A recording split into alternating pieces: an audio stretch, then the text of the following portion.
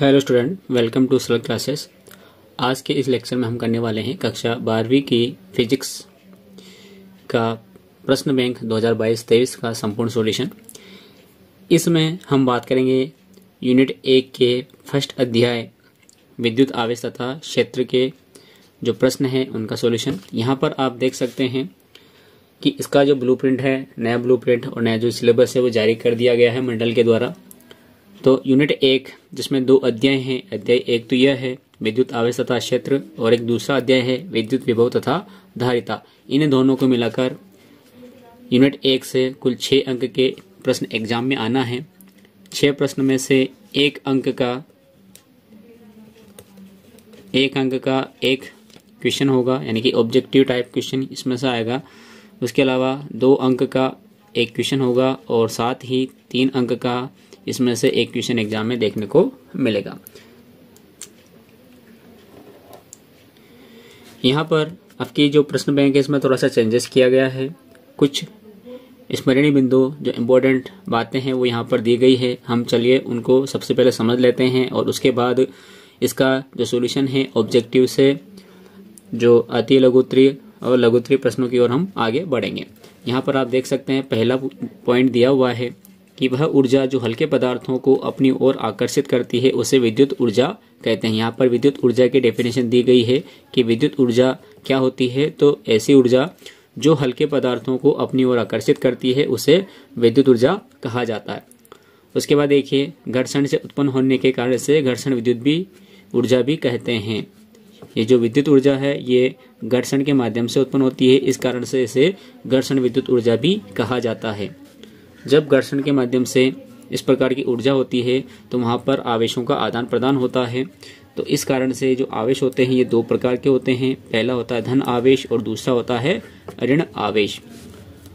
उसके बाद इन दोनों आवेशों की प्रकृति यहाँ पर दी गई है कि सजातीय आवेशों में, यानी कि या तो प्लस प्लस वाला हो या माइनस माइनस वाला हो, तो इन सजातीय आवेशों में प्रतिकर्षण होता है। और जो विजातीय आवेश होते हैं, यानी कि धन और ऋण या फिर ऋण और धन, इन दोनों ही विजातीय आवेशों में आकर्षण बल लगता है। उसके बाद अगला है, किसी पदार्थ के आवेशन के लिए इलेक्ट्रॉन का स्थानांतरण उत्तरदायी होता है। यदि कोई पदार्थ हम आवेशित कर रहे हैं तो उसके लिए जरूरी है कि वहां पर इलेक्ट्रॉन का आदान प्रदान हो। इलेक्ट्रॉन की कमी से पदार्थ धन आवेशित और इलेक्ट्रॉन की अधिकता से ऋण आवेशित हो जाता है। यदि कोई पदार्थ है जो इलेक्ट्रॉन त्याग रहा है तो वो धन आवेशित होगा और जो इलेक्ट्रॉन ग्रहण कर रहा है वो ऋण आवेशित होगा। अब जो आवेशित है, जो आवेशन की प्रक्रिया है, ये 3 प्रकार से संपन्न की जा सकती है। पहला है माध्यम, घर्षण के द्वारा भी आवेशन की क्रिया करवाई जा सकती है, चालन के द्वारा हो सकती है, प्रेरण के द्वारा भी आवेशित किया जा सकता है। उसके बाद आता है आवेश का क्वांटमीकरण सिद्धांत या आवेश का क्वांटीकरण सिद्धांत भी बोला जाता है। तो यहाँ पर यह होता है कि किसी पदार्थ में आवेश का परिमाण सतत रूप से न होकर असतत रूप का होता है।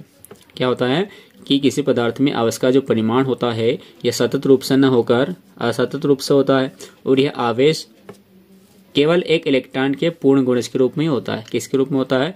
आवेश के इलेक्ट्रॉन के पूर्ण गुणज के रूप में होता है, जिसे हम आवेश का क्वांटमीकरण सिद्धांत या क्वांटीकरण सिद्धांत कहते हैं। और इस सिद्धांत के अनुसार फॉर्मूला बनता है Q बराबर NE।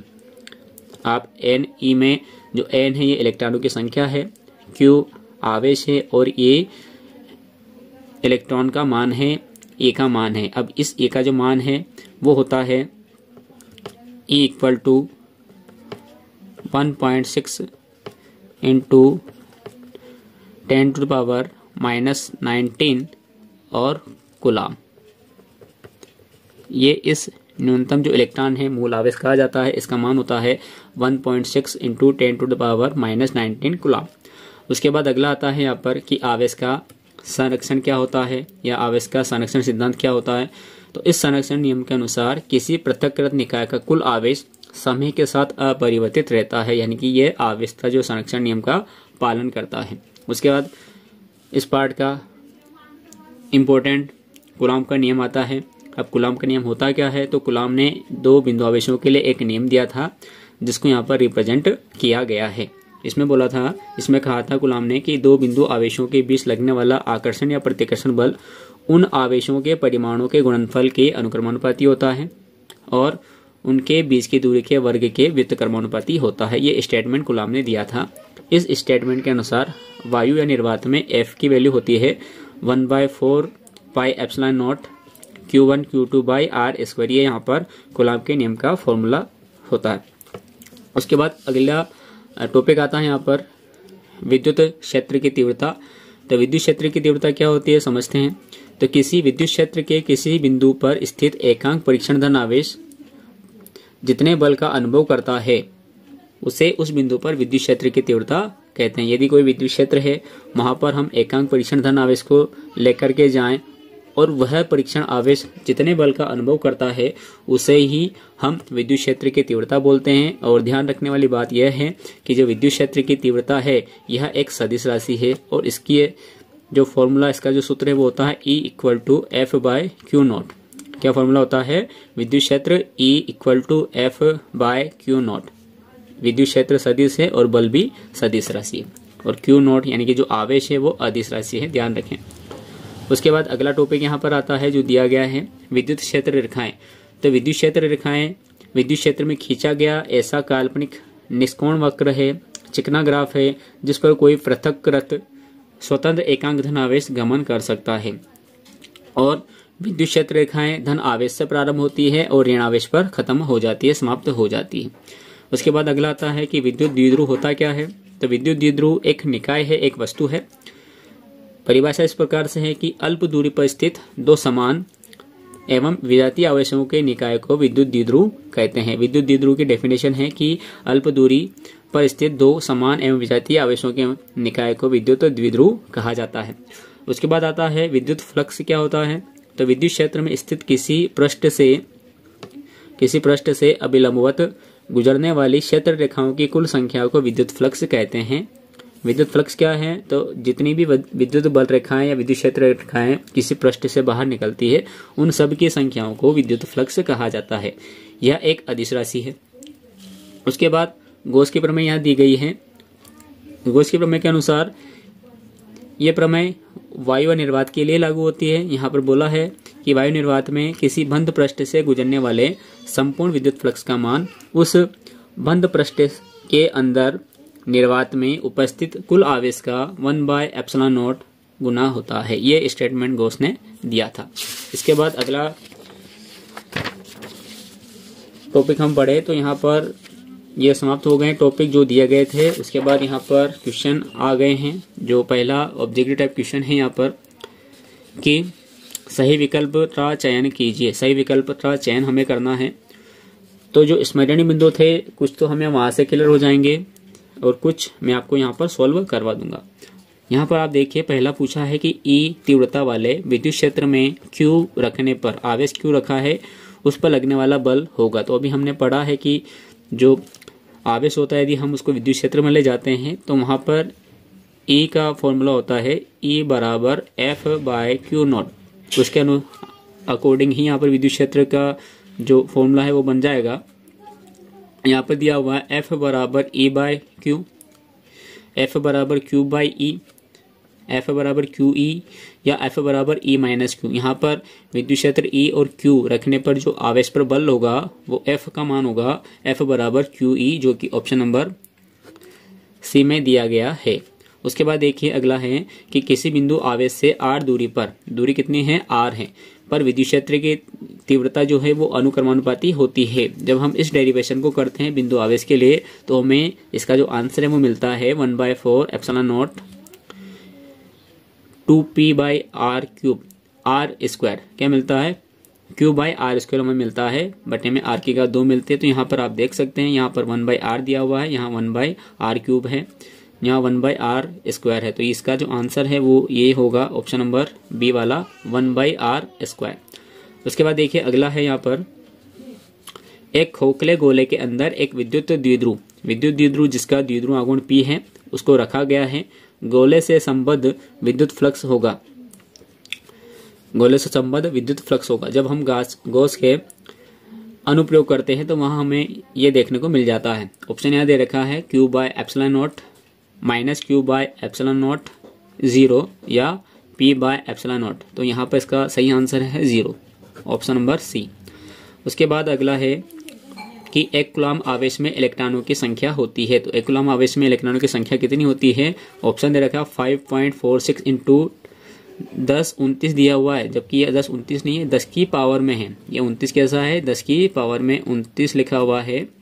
ये नीचे भी 10 की पावर में 19 लिखा हुआ है, यहाँ पर 10 की पावर में 18 लिखा हुआ है, यहाँ पर 10 की पावर में 11 लिखा हुआ है। अब यहाँ पर जो अपने पास इसके ऑप्शन बन जाते हैं वो होते हैं ए 5.46 इंटू 10⁻⁹ 6.25 इंटू 10⁻18, 1.6 इंटू 10⁻19 और 9.0 इंटू 10⁻11। तो यहाँ पर एक कूलम्ब आवेश में इलेक्ट्रॉनों की संख्या होती है ऑप्शन नंबर बी के अकॉर्डिंग 6.25 इंटू 10⁻18। ये ऑप्शन सही है इसका। उसके बाद अगला है कि मुक्त आकाश के पराविद्युतांक, जिसको हम विद्युतनशीलता बोलते हैं, इसका विमेय सूत्र क्या है? ऑप्शन दे रखे हैं m-1 L-3 T2a, m-1 L2 T-1a, m-1 L2 T-a, a-2, m-1 L-3 T4a2। तो यहाँ पर विद्युतनशीलता का जो विमेय सूत्र है वो है ऑप्शन नंबर डी के अकॉर्डिंग m-1 L-3 T4a2। उसके बाद है किसी विद्युत द्विध्रुव के केंद्र से r दूरी पर विद्युत क्षेत्र अनुक्रमानुपाती होता है। तो विद्युत द्विध्रुव के कारण जो विद्युत क्षेत्र होता है वो होता है 1/r³ के अनुक्रमानुपाती। तो यहाँ आप देख सकते हैं ऑप्शन ए है 1/r, ऑप्शन बी है 1/r², ऑप्शन नंबर सी है 1/r³ और ऑप्शन नंबर 4 है 1/r³। तो यहाँ पर सही आंसर है ऑप्शन नंबर सी 1/r³। उसके बाद अगला है यहाँ पर कि एक समान विद्युत क्षेत्र E में द्विध्रुव आघूर्ण P को क्षेत्र दिशा से 180 डिग्री घुमाने में किया गया कार्य होगा। तो कितना कार्य करना होगा वो हमें यहाँ बताना है। ऑप्शन दे रखे हैं 2PE, PE 1/2 PE और KWU, यानी कि ये गलत छपा है, यहाँ पर ऑप्शन है 0। क्या ऑप्शन है? यहाँ पे 0 ऑप्शन दिया गया है। तो मैं आपको इसका फॉर्मूला बता देता हूं कि किस प्रकार से आप यहाँ पर कार्य निकाल सकते हैं। तो जो एक समान विद्युत क्षेत्र होता है, यदि हम वहां पर विद्युत द्विध्रुव आघूर्ण को रखते हैं तो वहां पर जो कार्य हम करते हैं वो कार्य हम करते हैं W = PE ब्रैकेट में 1 - cos थीटा, ये हम कार्य वहां पर करते हैं। अब यहाँ ऑप्शन में हमें दिया हुआ था कि 180 डिग्री का कोण घुमाना है, तो हम थीटा की जगह 180 डिग्री लिख देते हैं। तो ये बन जाएगा PE ब्रैकेट में 1 - cos 180, और आप जानते हैं cos 180 की जो वैल्यू है वो -1 होती है। इस कारण से यहाँ हो जाएगा PE और ब्रैकेट में 1 और cos 180 -1, तो -1 ये वाला और माइनस ये वाला, तो माइनस माइनस ये हो जाएगा प्लस। यहाँ पर आप इस प्रकार से लिख सकते हैं कि PE ब्रैकेट में 1 - -1, तो माइनस माइनस क्या बन गया?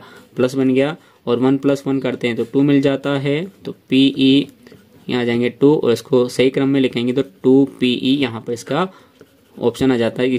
किसके लिए आता है? तो 180 जब हम कार्य करते हैं उसके लिए। तो ऑप्शन में 2PE दे रखा है जो है ऑप्शन नंबर ए में। अगला है यहाँ पर एक घन जिसकी प्रत्येक भुजा x के केंद्र से ठीक ऊपर x/2 दूरी पर एक बिंदु आवेश q रखा है, घन से संबंध विद्युत फ्लक्स होगा। ऑप्शन यहाँ दे रखे हैं Q/ε0, Q/2ε0, Q/4ε0 और Q/6ε0। यहाँ पर इसका जो सही आंसर है वो ऑप्शन नंबर बी है, Q/2ε0। अगला क्वेश्चन यहाँ पर आता है विद्युत क्षेत्र की तीव्रता का मात्रक है या विद्युत क्षेत्र का मात्रक है। तो देखिए ऑप्शन दिए हैं कूलम्ब प्रति न्यूटन, न्यूटन प्रति कूलम्ब, जूल प्रति कूलम्ब या कूलम्ब प्रति जूल। तो जो विद्युत क्षेत्र है उसका मात्रक होता है न्यूटन प्रति कूलम्ब, जिसे हम डिनोट करते हैं N/C से। ऑप्शन नंबर बी में करेक्ट आंसर दिया है। धन आवेशित कांच की छड़ को अनावेशित चालक से संपर्क कराया जाता है। अनावेशित चालक से क्या करवा रहे हैं? हम संपर्क करवा रहे हैं। तो छड़ का आवेश घटेगा, बढ़ेगा, अपरिवर्तित रहेगा या ऋणात्मक हो जाएगा। तो जब इस प्रकार की कंडीशन होगी तो वहां पर इसका जो आवेश है वो घट जाएगा। ऑप्शन नंबर ए में दिया गया है। उसके बाद अगला क्वेश्चन यहाँ पर आता है कि विद्युत क्षेत्र ई में क्षेत्रफल एस का पृष्ठ विद्युत क्षेत्र के समांतर रखा गया। कैसा रखा गया? समांतर रखा गया है। तो पृष्ठ से संबद्ध विद्युत फ्लक्स होगा। जब हम पृष्ठ को समांतर रखेंगे उस कंडीशन में यहाँ पर जो विद्युत फ्लक्स बनता है वो बनता है 0, जो कि ऑप्शन नंबर सी में दिया गया है।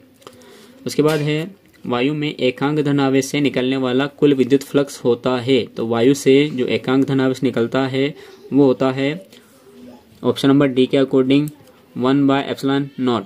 ये कूलाम का ही उसका जो गॉस है उसका कथन है। ये ऑप्शन 1/4/ε0 है, 4/ε0 है, ε0 है और यहाँ 1/ε0 है। तो ये आंसर इसका राइट है। उसके बाद अगला है कि निर्वात में रखे दो आवेशों के मध्य विद्युत बल F है। विद्युत बल कितना है? F है। यदि दोनों आवेशों के मध्य तांबे की प्लेट रख दी जाए, क्या रख दी जाए? तांबे की प्लेट रख दी जाए, तो उनके बीच बल होगा F से अधिक F या F से कम लेकिन अशून्य या शून्य। तो देखिए जब तांबे की प्लेट होती है उसकी जो माध्यम की मान होता है, माध्यम का मान होता है तांबे का, वो होता है अनंत, यानी कि K की वैल्यू यहाँ अनंत है। जब हम K की वैल्यू बल वाले फॉर्मूले में लिखेंगे तो वहां पर हमें 1/में अनंत प्राप्त होगा और इस कारण से इसका जो आंसर है वो आ जाएगा 0, जो कि ऑप्शन नंबर डी में दिया गया है। इसके बाद अगला क्वेश्चन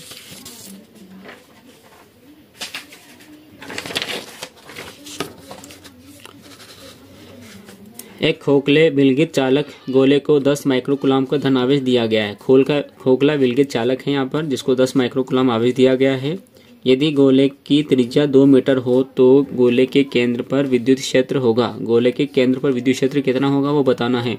ऑप्शन दिया है 0, 5 माइक्रोकूलाम प्रति वर्ग मीटर, 20 माइक्रोकूलाम प्रति वर्ग मीटर या 8 माइक्रोकूलाम प्रति वर्ग मीटर। तो यहाँ पर इस कंडीशन में जब खोखला विलगित चालक होता है उसको चाहे कितना भी आवेश दिया जाए, यदि हमसे केंद्र के पूछेगा तो केंद्र पर आवेश का जो मान है, विद्युत क्षेत्र का जो मान है वो हमेशा 0 ही होता है, क्योंकि ये जो आवेश है ये उसके पृष्ठ पर चारों ओर फैल जाता है, अंदर नहीं जा पाता। उसके बाद अगला है यहाँ पर कि धातु की 2 समांतर प्लेटें जिसमें +Q और -Q आवेश हैं कुछ दूरी पर स्थित हैं। अब यदि प्लेटों को केरोसिन की टंकी में, तेल की टंकी में डुबो दिया जाता है या जाए तो उनके बीच विद्युत क्षेत्र की तीव्रता कैसी हो जाएगी? 0 हो जाएगी, बढ़ जाएगी, बाद नहीं है, बढ़ जाएगी। क्या ये ऑप्शन में बढ़ जाएगी, घट जाएगी या अपरिवर्तित रहेगी? तो इस कंडीशन में जब दूरी जो है उस दूरी को केरोसिन की तेल की टंकी में डुबो दिया जाता है तो उस कंडीशन में इसकी जो विद्युत क्षेत्र की तीव्रता है वो घट जाएगी। Option number C is the right option. अगला क्वेश्चन है यहाँ पर कि एक आवेश Q है, एक त्रिज्या R के गैसीय गोले से परिबद्ध है। यदि त्रिज्या दोगुनी कर दी जाए तो बाह्य विद्युत फ्लक्स आधा हो जाएगा, समान रहेगा, 2 गुना हो जाएगा और या 4 गुना हो जाएगा। जब कोई गैसीय गोला होगा और उसके में हम बाह्य विद्युत फ्लक्स निकालेंगे, त्रिज्या हम 2 गुनी कर रहे हैं, तो इस कंडीशन में यहाँ पर इसमें कोई भी प्रभाव नहीं पड़ेगा। इस कारण से इसका सही आंसर है ऑप्शन नंबर बी, समान रहेगा, विद्युत फ्लक्स में कोई भी चेंजेस नहीं होने वाला है। अगला क्वेश्चन यहाँ पर आता है कि 2 बिंदु आवेशों के बीच की दूरी r होने पर उनके बीच प्रतिकर्षण बल का मान F है। यदि उनके बीच की दूरी दोगुनी करने पर या दोगुनी कर दी जाए तो प्रतिकर्षण बल का मान होगा। प्रतिकर्षण बल का मान क्या होगा? दूरी को दुगुना कर दें। ऑप्शन दिया है F/4, F/2, 3F/4, F। देखिए जब हम बल की जो दूरी है उसको दुगुनी कर दें तो दुगुनी करने पर क्या होगा? देखिए बल जो बल लगता है आवेशों में वो लगता है F अनुक्रमणपति 1/r², ये लगता है। इस दूरी को हम क्या कर रहे हैं? दुगुना कर रहे हैं, यानी कि r की जगह क्या आ गया? 2r आ गया। तो F क्या आ जाएगा? F अनुक्रमणपति 1/2r² होल स्क्वायर आएगा। इस कारण से F अनुक्रमणपति हो जाएगा 1/4r² के, और पहले क्या था? 1/r² था। तो यानी कि हम ऐसा कर सकते हैं F अनुक्रमणपति 1/4 × 1/r² के। तो यहाँ पर 1/4 मान आ रहा है, किसका आ रहा है? F का। तो यहाँ पर सही आंसर हो जाएगा F/4।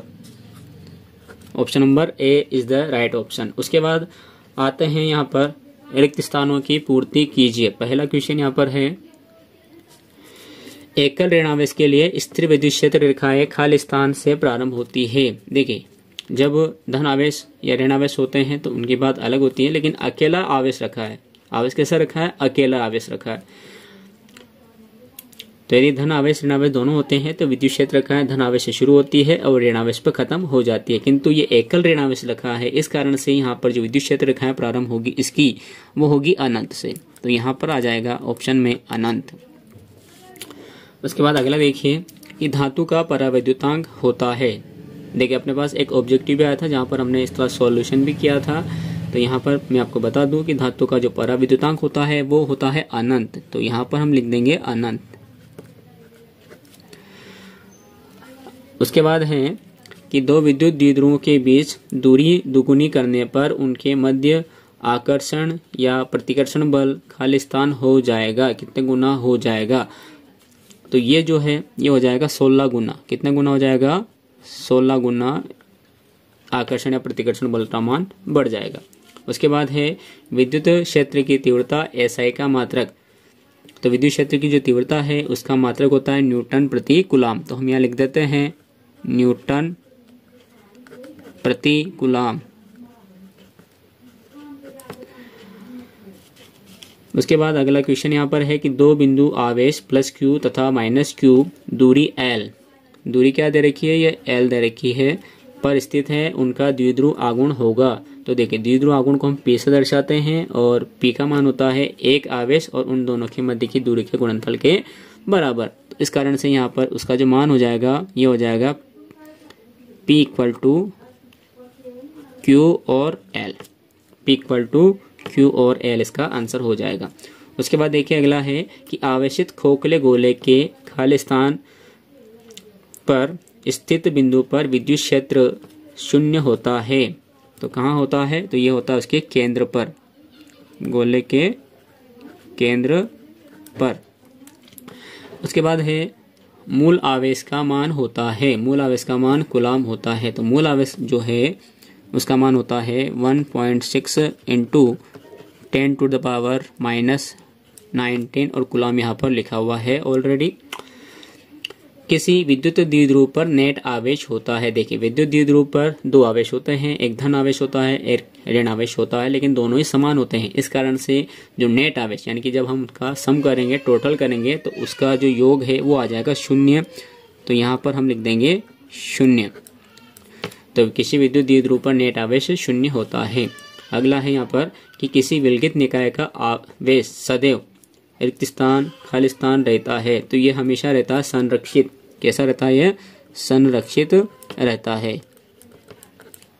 हमने पढ़ा था आवेश संरक्षण का सिद्धांत, उसके अकॉर्डिंग एक समान विद्युत क्षेत्र में खींची गई क्षेत्र रेखाएं रिक्त स्थान होती है। जब एक समान विद्युत क्षेत्र होगा वहां पर हम इस क्षेत्र रेखाएं खींचेंगे तो वो हमेशा विद्युत क्षेत्र के समांतर होगी। तो यहाँ पर हम लिख देंगे समांतर। आवेश का विमेय सूत्र है, तो आवेश का जो विमेय सूत्र है वो होता है AT। और ध्यान रखें, जब हम AT लिखेंगे तो कैपिटल लेटर्स में लिखना है और जो बड़ा ब्रैकेट है वो ही लगाना है। उसके बाद अगला है कि एक पदार्थ में इलेक्ट्रॉन की कमी है, उसमें धनावेश होगा कि ऋणावेश होगा ये बताना है। तो जब भी पदार्थ में इलेक्ट्रॉन की कमी होती है तो उस पर धन आवेश आ जाता है, इस कारण से यहाँ आ जाएगा धन आवेश। और यदि इलेक्ट्रॉन की अधिकता हो रही है, इलेक्ट्रॉन बढ़ रहे हैं, तो उसे हम बोलेंगे कि यह ऋणावेशित हो गया है। उसके बाद सही जोड़ी आ जाती है इस पाठ की, अध्याय 1 की।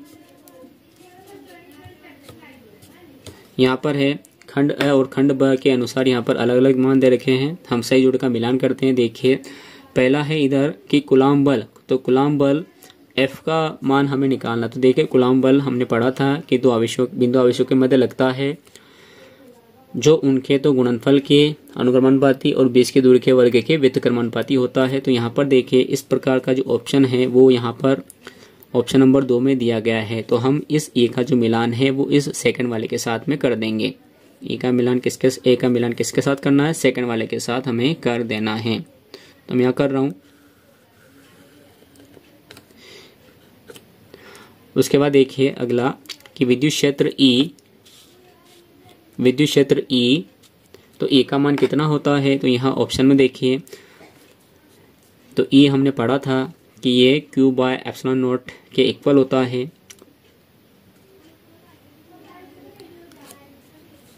या हमने जी ये नहीं, ये गॉस की प्रमेय के अनुसार है। यहाँ पर विद्युत क्षेत्र की जो तीव्रता है E, इसका फॉर्मूला है F/Q। क्या है? F/Q। तो इसका मिलान हम इस फोर्थ वाले के साथ में कर देंगे। F equal to E equal to क्या हो गया? F/Q हो गया। उसके बाद C देखिए, विद्युत द्विध्रुव आघूर्ण P इक्वल टू क्या होता है, तो दोनों आवेश इंटू बीच की दूरी के गुणनफल के बराबर होता है। तो ये हो जाएगा 2QL। इसका मिलान हम इसके साथ में कर देंगे। उसके बाद विद्युत फ्लक्स, तो एक गॉस का स्टेटमेंट है। यहाँ पर विद्युत फ्लक्स फाई जो कि 1/ε/Q0 के बराबर होती है। तो यहाँ पर हम इसका जो मिलान है वो ऑप्शन नंबर 1 के साथ में कर देंगे।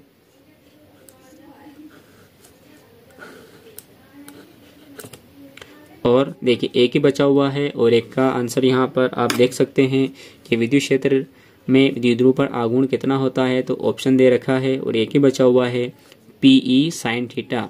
ध्यान रखें जो P है, यदि जैसा दिया है सही जोड़ी में वैसा लिख दें। यदि आपको खुद से लिखना पड़े तो इस P को आप स्मॉल लिखेंगे। तो ये इस प्रकार से इसका जो आंसर है वो यहाँ पर हमें मिल गया है। तो इस प्रकार से हमने जो अध्याय 1 था उसके जो ऑब्जेक्टिव टाइप की जो क्वेश्चन थे, जिसमें सही विकल्प, रिक्त स्थान और सही जोड़ी, ये हमने कर लिया है। आई होप कि आपको ये समझ में आए होंगे। इसका जो नेक्स्ट पार्ट है वो आपको जल्द ही मिल जाएगा।